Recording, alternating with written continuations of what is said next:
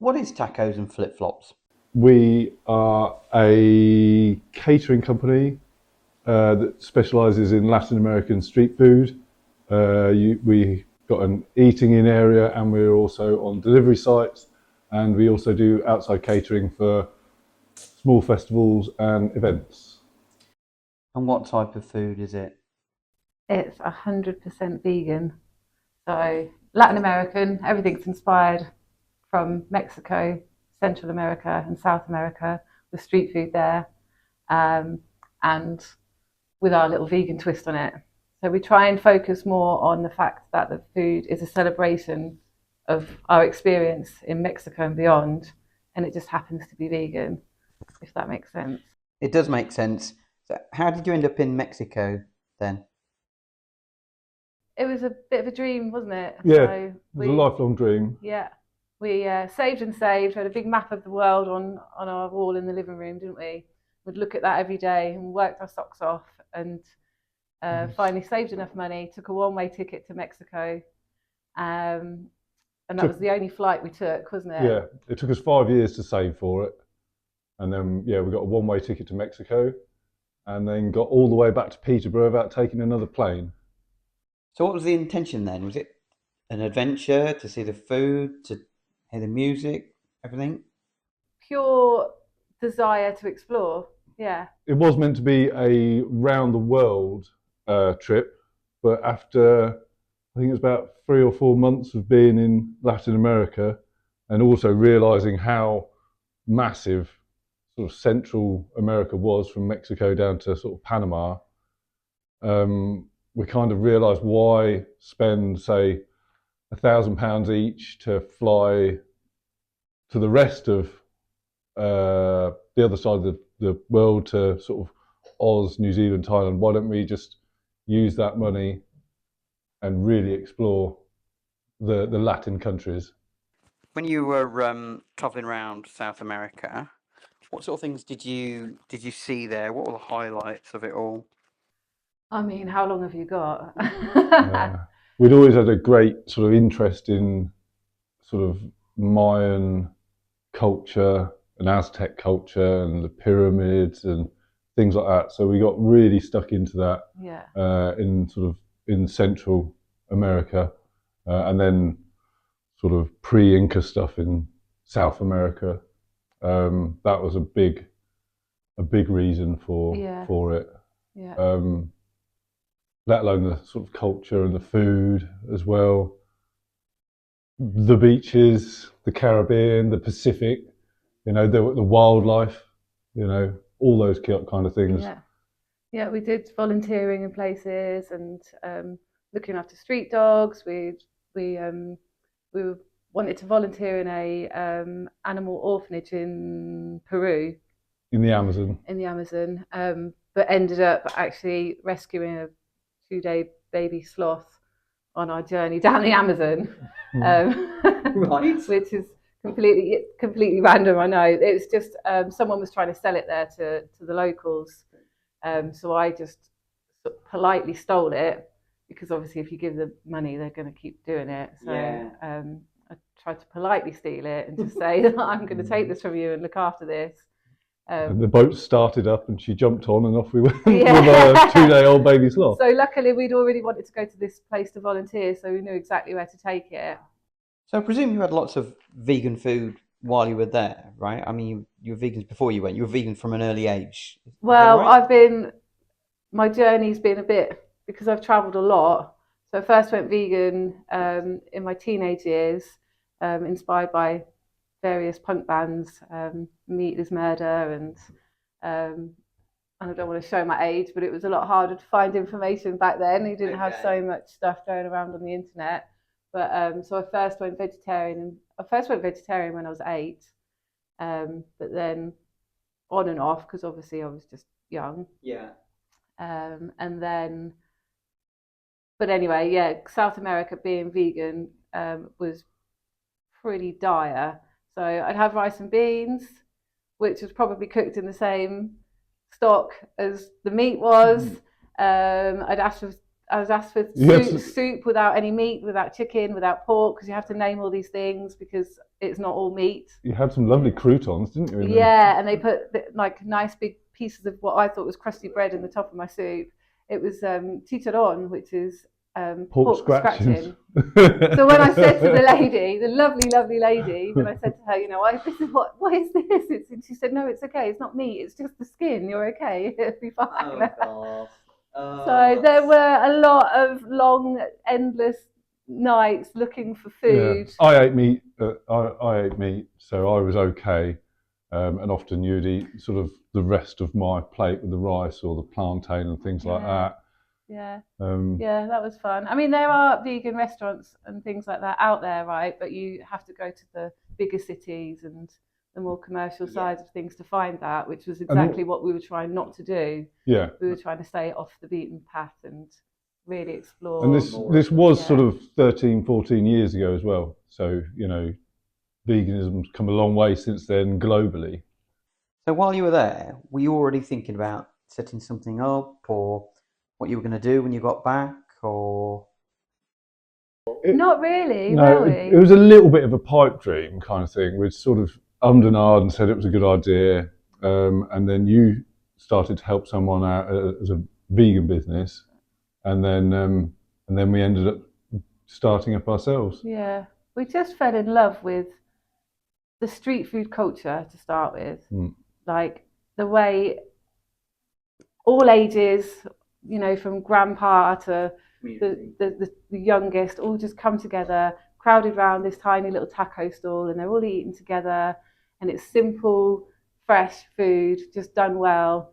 And with the music playing and everything was just alive, and just how food brought everyone together. And we fell in love with all of that, as well as all the fresh flavours and sometimes everything. it would just be a guy on a bike that set up a couple of chopping boards and it just created this magic on the street. You'd see it evolve. The street would be either busy with shoppers in the day, and then, like you say, someone would come out in the evening, he'd start setting up, and then the hustle bustle of that would start to kind of erupt, and it was just a really beautiful thing. And we said, how pretentious is food in the UK? You go to a restaurant, you'll pay loads of money, dress up for it, sit in a really posh seat with expensive wallpaper, pay a lot of money for your food, and then you just get a mediocre pasta dish.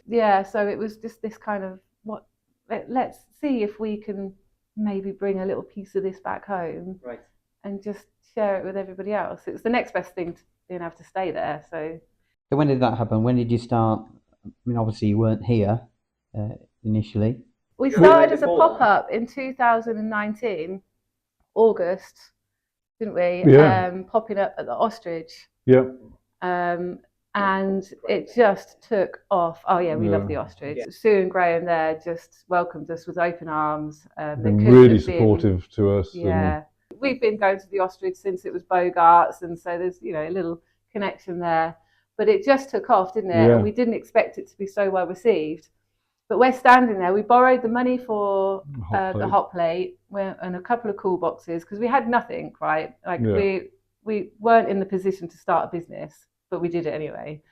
And cooking the meats, because we make it all ourselves, cooking the meats on the hot plate, you'd get everyone in the beer garden, meat eaters, veggies, vegans, whatever, just smelling the smells and just wanting to have a little piece of what we were doing, and then make sure they haven't got any allergies, let them eat, tell them after that it was vegan, and people's minds were just getting blown, and it just started to take off from there, didn't it? Yeah. We had a really jam-packed 2020 ahead. We had wedding bookings, and this has only been open 3 months or so. And then we were fully booked for the next year. For the next year of events. Like, we did really, really well. But then obviously 2020 happened. Yeah. So we'll just fast forward through that bit because. Yeah. We all know what happened. Yeah. Well, yeah.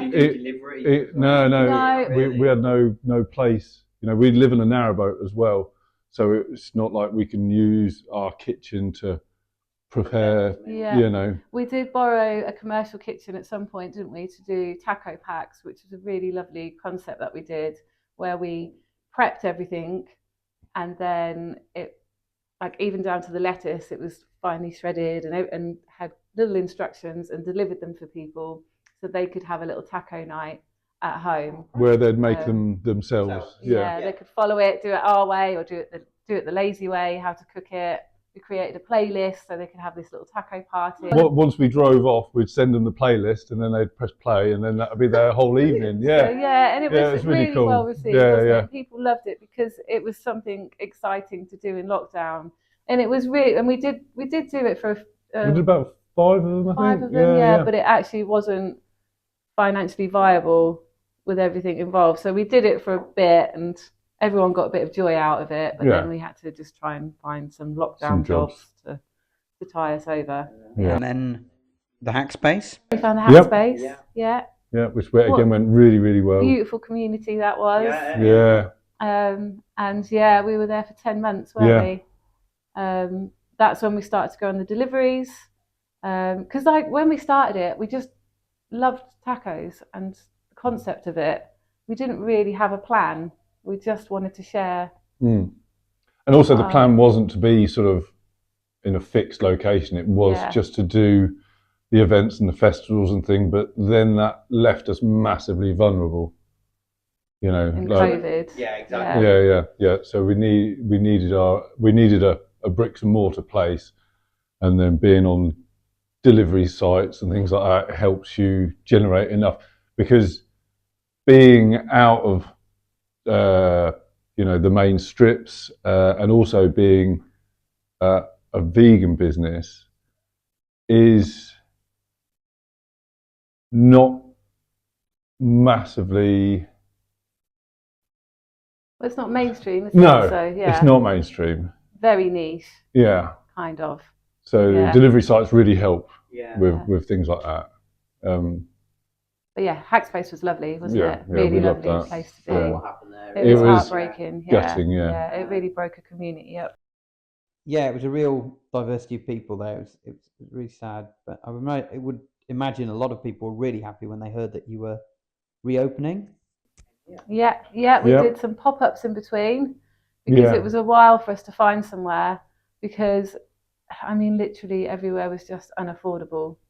So we looked and looked and looked, didn't we? And we tried putting in offers on places. Oh yeah. They weren't received. We tried to get into the old Greg's that the lovely people that are running the shed now have. Okay, yes. Yeah. And it looks amazing in there, and we wish them all the success. But when we asked to go in there, we were told that they wanted to turn it into a convenience store, and then we're fobbed off. And then it gets turned into a bar. So I don't know what happened there, but it was just it was brick wall after brick wall. Yeah. And we'd stumbled upon this place after going to Here We Aren't next door. Another amazing DIY thing going on there. And we just said, well, why don't we just see? We've been in an industrial unit before. Yeah. It works. Customers like the fact that it's easy parking. Yes. Town doesn't necessarily suit everybody, so we always want to be a fully inclusive space and a safe space for people. So it's perfect sort of geographically for all the parkways, for all your deliveries. You've got Hampton, you've got the rest of Peterborough as well. And then also the rent is lower, so it allows us to keep our prices, because we always try and keep our prices accessible, because that's another part of it, right? We don't want to outprice. People should be able to come out and enjoy food together. It's food for the people. Yeah. So when did you arrive here? So we opened January the 11th.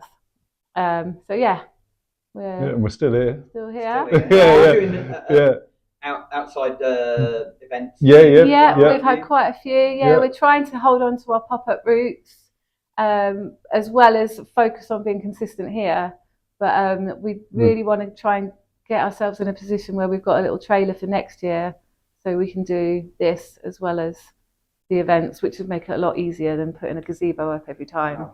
And packing it down in the rain. But just building a kitchen every time that you have to do an event it's fine, but you have to get there early. I suppose. Yeah. Okay, so you mentioned the shed. I would have thought that Cowgate would be perfect for you. Have you looked into that? What would be the barriers to that? Just the rent, The really. rent. It was the rent. I mean, we looked at the leather place, didn't we? I can't remember what that's called. Designer Levers, that's now a bubble tea place or Yeah. sushi place, I But the think. size of it was tiny. So Yeah. what we could have done in there, you know, I mean, the size determines how much you can make as well, doesn't it? So that just wasn't going to work. We inquired about the old still, but then That's just ridiculous money. it was like 50 grand rent, roof leaks, the place is a mess, and then you're left to Well, you notice that sort it the all out. handmade burger has never gone Yeah, back. yeah. Do you think Peterborough is an easy place to open a business, to do business in? Well, I mean, again, because we're very niche. yeah, but I don't think that's. I don't. I mean, I just. How many small businesses have you seen come and go in Peterborough city centre? You know, it's people joke it's like like a. I can't remember what Helen said. She said I don't know. It's the graveyard for small businesses, and I mean, I don't know. I just think the rent's too high. I think there's not enough incentive for small businesses.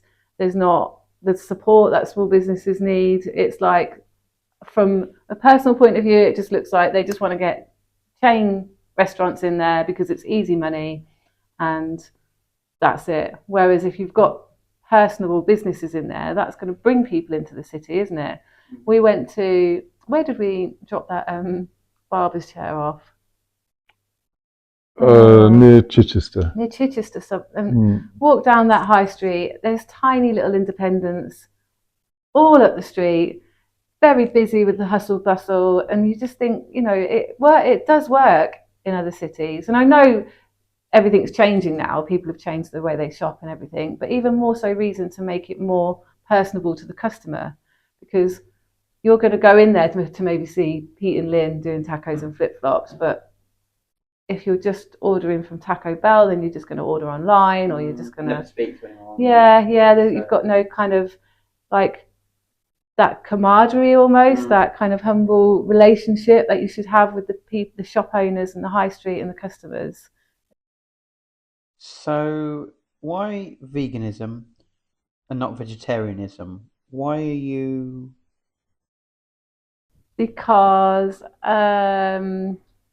I mean, let's just say it. Just say it how it is. The dairy industry is horrendous, and I mean, I would never eat meat, but I think I'd be more inclined to eat meat rather than dairy, because I mean, a lot of people don't really know that these poor cows, they give birth, their mothers are taken from them because they can't have the milk. We obviously have that milk, and these poor mother cows go through this again and again and again, having their babies taken from them. And at the end of the day, that they are a sentient being, and they grieve their baby's been taken away from them. The babies often go in like little holds where they will get fed powder milk, and it's just a really sad state of affairs. It's funny, isn't it? Like I said to you the other day, that we've got some lifelong friends that still haven't eaten with us yet because they're not vegan. And I joked to you, didn't I? And I said, they won't eat with us because they're not vegan, but they'll drink milk even though they're not a baby cow. So, the dairy industry is just not a nice industry. I suppose people could argue that you have some farmers that look after their cows and do it differently, but... Like, for example, if you were staying on a farm and there were chickens just roaming around and laying eggs, would you eat eggs? Yeah, I'm pretty much now where I just wouldn't want it, because now even the idea of it kind of grosses me out a bit. And chickens weren't meant to lay so many eggs. They've been designed by us to lay more eggs. They should only lay like 6, or I don't know the numbers, I'm not, but so 6 eggs a year or something. They shouldn't be laying like however many eggs every single day. That we've manipulated them in however we do things like that for them to do that. So I wouldn't want to do that. And with milk, it's really quite bad for you as well. So on a health side of it, I wouldn't want to have dairy. Are you missing out on anything then? Are you taking anything to replace anything that's missing? There's a wonderful thing called nutritional yeast, which a lot of people who are vegan call it nooch, Right. or shaky. Yeah. And it's got B12 in it, which is the main thing that people say that vegans miss out on. But as far as my knowledge goes, I mean, I don't want to get strung up by scientific information here, but generally the B12 that you get from when you eat an animal has also been put into that animal as well. So Supplemented into the animals yeah. rather than. So you don't, as long as you eat a healthy, balanced diet, you're not missing out on anything, you know. I mean, we've had people be so rude to us just Yeah. because we serve vegan food. Why? Why? Because they just don't agree with the concept of it? I think it's the meat industry just natural, trying to brainwash or people and make them, they have to eat meat because meat makes you strong, and we've always done it. But actually, And the meat industry is heavily subsidised by the government. Yeah. You know, so that's why they push that agenda. yeah, and it's like, I'm not here to bang a drum and tell people to eat what I think they should eat. I'm not doing that at all. But we're clearly making an obvious statement that you can enjoy really lovely food without the cruelty, and that's it at the end of the day. I personally, I don't want to kill anything or put harm to anything on this planet, people, animals, and it's easy to do just by omitted meat. well, okay. One of the questions I was going to come up with, and I'll ask it now, was I listen to a lot of podcasts about history, politics, all sorts of things. And the question that often comes up is, what are the things that we will look back on in years to come? When we look back at this era, what are the things that we will find horrible or strange, curious? And it could be all sorts of things, but one that does come up sometimes is eating meat. Why are we eating meat? Because you guys have proven that arbs substitute. So why are we still eating meat in the Why 21st indeed? century? Because it's massively inefficient. Because why would you feed food to the food instead of just eating that food in the first place? Got a huge field that's feeding this amount of animals to feed this amount of people, instead of just growing stuff in the huge field and reaping your crops from that. And people can bang on about, like, you know, but you know, the cows in the field and it's grass fed. It's 85% of animals are just factory farmed. You know that, and then the remaining percent is probably sold at, you know, posh butchers and things like that, which aren't affordable or accessible to most people. You know. Yeah. There's a short film, I can't think of the name of it, but and it is exactly about that. It's people looking back on people eating animals, and it's set in the future, and it's people not really understanding why people would go and keep these animals in cages, because you've all seen the images of pigs, right, kept in those small cages while they've got the suckling pigs on them. Yeah. And it is, when you sort of take away your own agenda as a meat eater or whatever, if you just look at that, it is quite horrific. And yeah, why indeed do we still do it? I worked on farms in Holland sort of 20 years ago, and they had big pig sheds, 1,600 pigs, and these piglets would go in as piglets, you know, about that size, in a concrete stall in the dark, and then they're grown in there for 3 months, and by the time they're ready to go, they can't actually move in these concrete stalls.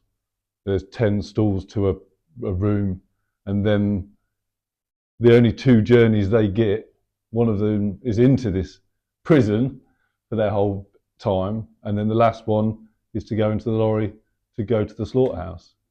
You know, that's my dad's a rare breed pig farmer, and his has a lovely life, but well, until their final journey, yeah. But most, all of the stuff from your supermarket is done that way, which is horrendous. But also on top of that, you know, you can argue that just because you give your pet dog a lovely life, it doesn't mean that then it's okay after sort of 3-4 years, then shoot it in the head and eat it, which is, you know, pigs have been proven to be intelligent. All these animals have got more intelligent than dogs.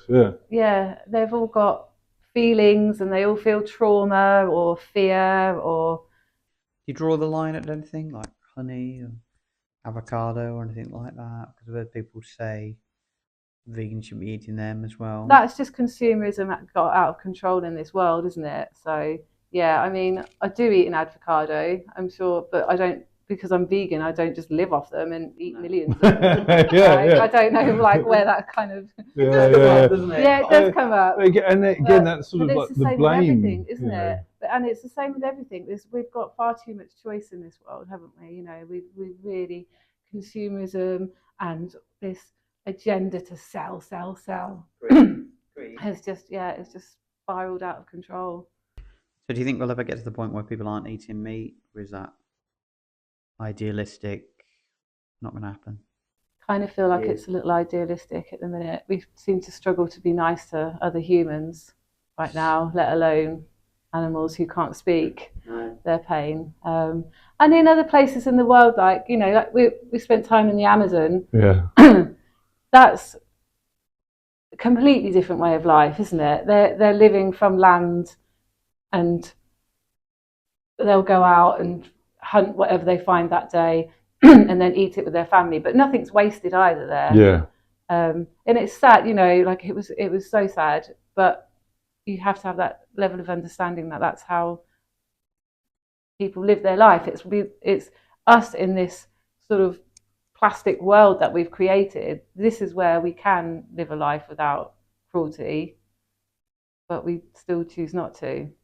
So I don't know. Veganism, it is more popular than it has been, and I think it will still grow. But whether we'll get to the point of that we completely cut meat out, I'm not sure. I'd like to be a bit more hopeful, but I mean, there will be a customer was a meat eating customer was saying the other day that, you know, once the population gets to a certain amount, it won't be possible to feed them with the way that we're doing it now with the meat industry. There will have to be changes. Or meat that's grown, dare I say? This lab grown meat. I mean, maybe this is a thing, but then I also kind of, I don't know why people can't just get used to eating something slightly different. I don't know why we have to go all out and start designing something. So when what we make is just from plants, and it satisfies even the most meatiest of meat eaters. So if they're willing to give it a go. I guess finally, one of the last questions is, what's next for you? You know, you've got a good setup here, good reputation, strong social media. So we're just wondering what's next. Sorry, I'm filling in the blanks for you. What thank you. Thank you. Yeah, we just, I guess we. Nice to get paid. I don't pay him, see. But I think, you know, growing this concept of having food bringing people together. So we want to do so much more with music, and we're both absolutely nuts on any kind of Latin American sound of music now. We'd like to push that a little bit more. Also really into our live music. We've got bands that we collab a lot with, so they'll play at the ostrich while we cook. We've got No Gods, No Managers. That's my brother. He's like a gig promoter or band promoter. And A Great Notion. And he's in a band, A Great Notion. And then there's the Socks On Records guys. They're doing like loads for live music, and it's that kind of just being slightly off from the mainstream and creating another environment, a welcoming environment, a safe environment, a fully inclusive environment where everyone's welcome. That it'd be nice to just grow on that. It'd be really nice. For next year, we want to more of the events that we want to do. You know, we want to take a bit of a sound system with us. So we're playing Latin reggae and salsa and things like that, just to bring people together. And we also want to do things, we've spoken here about doing, you know, like cultural movie nights and just really trying to like so we can all learn a little bit more about the cultures in the world. Like spoken word, I can imagine that would fit really well in. Yeah. We already do an art meetup here once a month called. That's with Angry Pencil with Rose Croft. It's called the Hangry Pencil. Hangry Pencil. Yeah. And we had like a really cheesy line when we first opened, but it still stands, and it was like, with all the hate and divide in the world, let our taco love be the recipe that brings everyone together. It was something cheesy like that, but it still stands, and you know, we just want to keep shining a bright light in this ever darkening world that we seem to be evolving into. Yeah. Where everyone's welcome.